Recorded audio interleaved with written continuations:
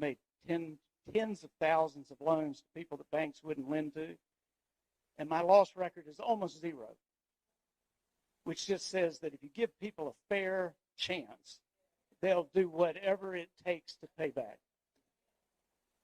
So when St. Augustine's first, I got drawn into this. Many of you don't know Napoleon Wallace, who is this unbelievable guy who is wheelchair bound with ALS.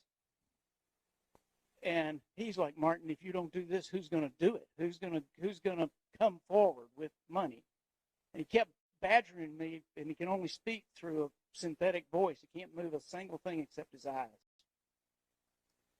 That was a $7 million loan by Gothic Ventures, which is it was a white lawyer in Raleigh.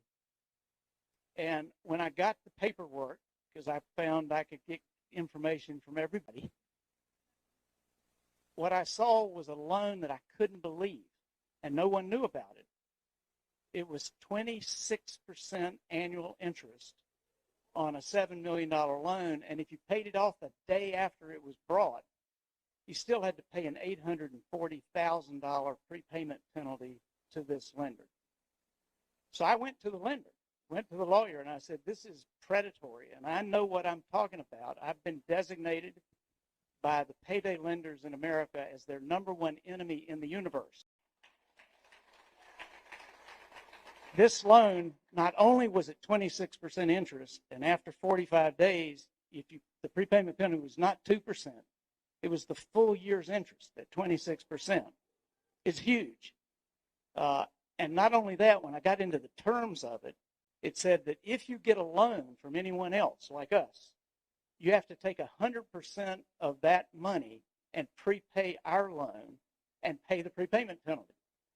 If you were to sell any property that was unnecessary at St. Augustine, and I really did believe that what that lender was trying to do was take the campus.